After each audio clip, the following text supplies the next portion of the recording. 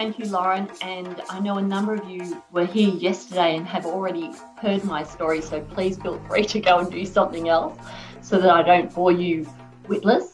But the story that I wanted to share with the rest of you today was really that journey that I've been on from that rock hard place I was in back in 2010, and the key learning I had from that experience, in the hope that it will save you some of the struggle.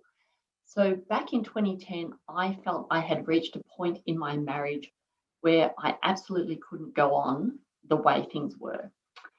And at that point, I felt I had three choices. The first was to stab my husband through the heart. Now, I know that sounds incredibly aggressive, and I would never ever do it, but that was the image that would keep coming to my mind, especially when I'd see him just lying there doing nothing on his recliner. And it was just that feeling of being disillusioned and dragged down after so many of those sort of difficult and soul-sucking years. And I was just sort of at my wit's end with him and our relationship. The second option was to leave him and to go through that painful process of splitting up our family, the uncoupling of, all we'd built over the years, and that, that painful process for us and our kids, as well as obviously the financial impact. And the third option was to do something else. But at the time, I didn't know what that something else would look like. I didn't know what I could do, but I did know that I wanted to do anything I could to keep our family together. And I knew I still did love my husband. Because you see, when we first got together, he had a 5-year-old son. And because my hubby felt so guilty for leaving his wife, he agreed that we would have his son, with us every weekend, whilst we were both working full time. And in theory, this would have been fine, except that my stepson didn't like me. And this was absolutely gutting for me. And he was the first person in my life that didn't actually like me. And as a result, every weekend was a challenge. And he was the first person that I hadn't been able to win around with my very highly developed, at that point, people-pleasing skills. I just couldn't smooth things over. And with him in our house, particularly over the years as he grew, it felt more and more like I was walking on eggshells. The environment was hostile and toxic to me. And because my stepson was a child and was hurting, my husband was constantly trying to compensate for him or with him and appeasing him. And I often felt that that was at my expense, which created that distance between us and led to my growing feeling of being alone and misunderstood. And we had this triangle going on between my husband, my stepson, and myself. In 2001, we then had our own children. So I had a daughter, followed shortly by a son. And about that time, my stepson and his mother moved to rural Victoria. We live in Melbourne. When my stepson finished high school, though, he wanted to come back to Melbourne to go to university. And so the conversation started about where he might live. And of course, my husband wanted him to live with us. And I knew that I needed to be okay with that because obviously that was his son. But I also knew for my own sake, it couldn't be with the same arrangements that occurred during the week, on the weekends, because I just knew I wouldn't survive I felt like I wouldn't survive if it was on the same basis, and that I would basically have to end up living in my bedroom if he was in the rest of the house. So I tried to talk to my husband about that, and basically my hubby just kept saying, nothing's been locked in, no arrangements have been, the arrangements haven't been sorted. And eventually what happened was my stepson did move in by stealth with no conversation or consultation with me. And it was at this point I just thought, I've completely lost my voice in my own home. I just felt absolutely taken for granted, and like what I wanted or needed wasn't being considered. And yeah, I just felt alone and completely misunderstood.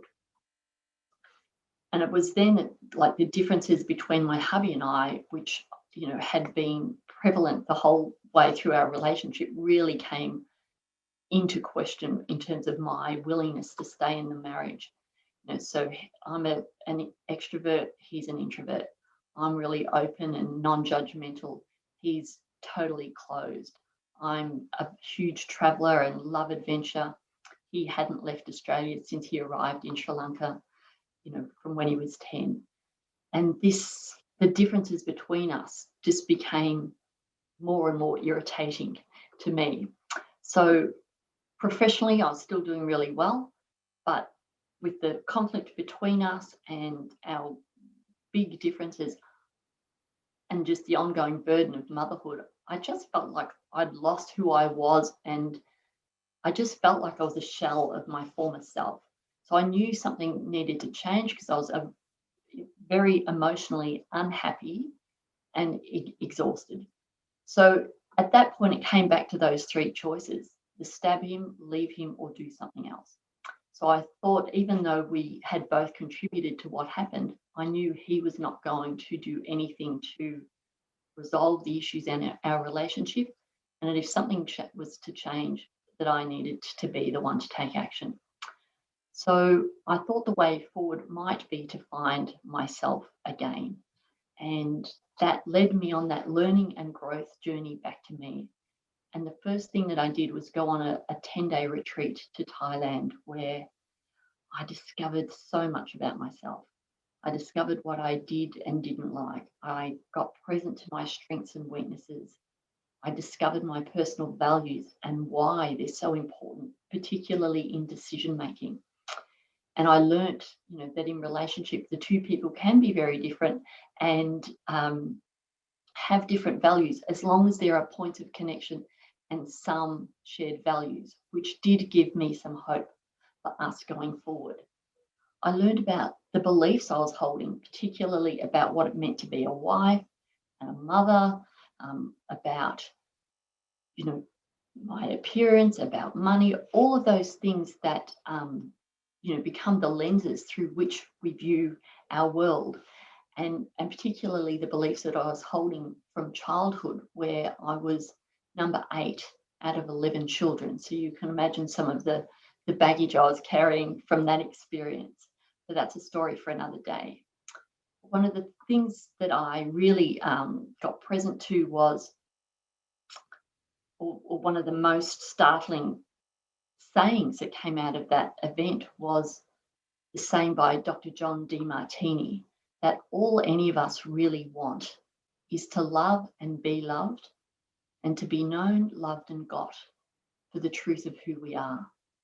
And when I first heard those words, I did absolutely have tears dripping down my face, because I knew that's all I actually wanted. I just wanted my husband to love and accept me for me. And I just knew I wanted to go home and communicate that with him and look at how I could apply what I'd learned to our relationship and see if we had hope going forward. And my mentor at the time said to me, if you guys are to have a future together, I want to ask you this question. And it was, knowing what you know about this man, do you love him enough to stay? And I did love him enough to stay. But the key thing that came out of that was that realization that if I want my life to be different, I need to take personal responsibility, that no one else is responsible for my happiness. And that's the lesson that I want to share with you, that we are each responsible for what it is we create in our lives. We're each responsible for how we show up, and that, there is no one coming in to save us. And we have the power to create what we want, rather than just react to whatever life throws at us. So having learnt so much at that retreat, and my ongoing learning and growth journey with subsequent mentors, I approached my mentor at the time, because what I realized was my life had completely transformed on this journey, and that was what I wanted to be able to do for other women. And thankfully, she took me on. She shared her tools and her frameworks, her strategies, and I continued to grow and develop myself, but also learnt how to create transformation.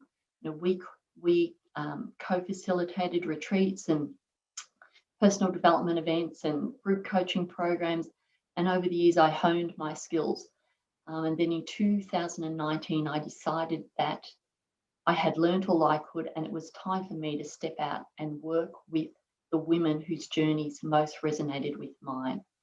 So it was in 2019 that I created the Create a Life to Love program, where I work with women who know they no longer want to keep living the life they have now, and they want to create a life and a relationship that they love by going on that personal growth journey. So that's what lights me up, and it just fills my heart to see the difference that the women I work with are making, the strides, the challenges and the struggles that they're overcoming, but also the new relationships that they're creating. And in closing, I just want to acknowledge and thank my stepson for being the catalyst for me to go on this learning and growth journey, and let you know that our relationship is now amicable, and I have enormous respect for him for being that catalyst and for creating the space for me to now go and share and guide and support other women to live their best lives. So thank you for listening to me today.